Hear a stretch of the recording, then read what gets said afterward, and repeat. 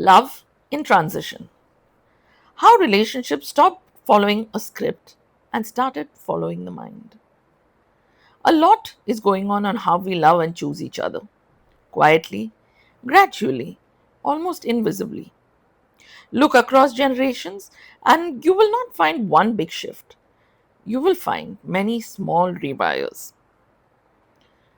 We did not just change relationships, we changed the psychology behind them. When connection became momentary, there is a lightness to modern relationships. They begin easily, evolve quickly, and often end without the weight they once carried. What used to be seen as indecision now feels like exploration. The underlying shift is not emotional, it is cognitive. We are increasingly wired to prioritize what feels good now over what might last later. Present bias nudges us towards immediacy. The abundance of options makes every relationship feel like one of many rather than one of a kind.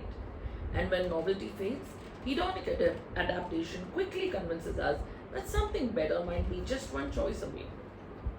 This is not about people fearing commitment. It is about people being trained to value the present more than the promise. When identity stopped being a starting point. Relationships were once built on knowing who you are. Today, they are often part of figuring that out. Identity has become fluid and relationships have adapted accordingly.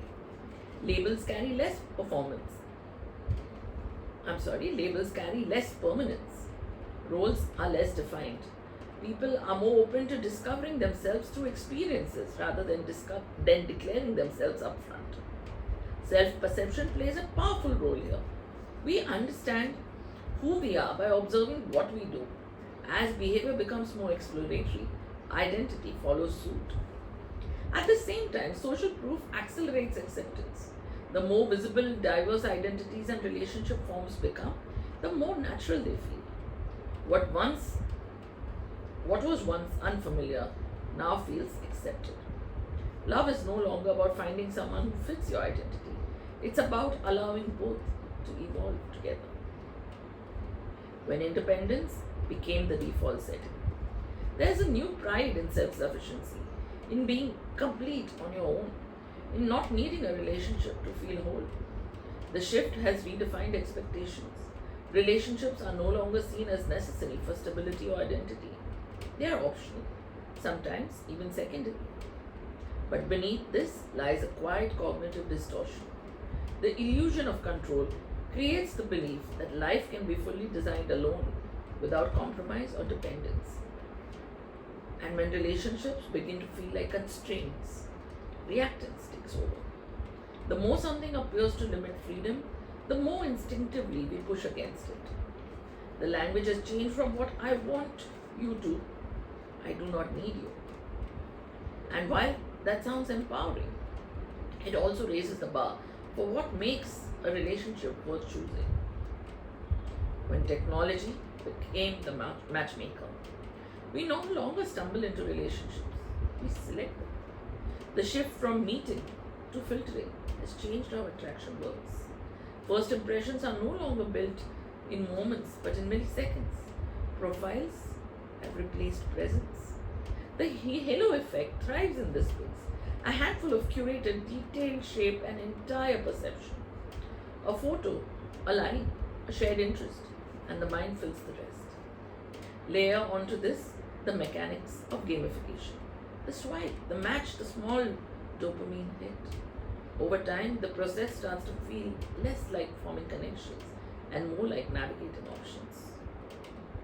Technology did not just expand access, it reshaped attention, judgment, and desire. When commitment became a personal choice, not a social script. Commitment still exists, it just looks different.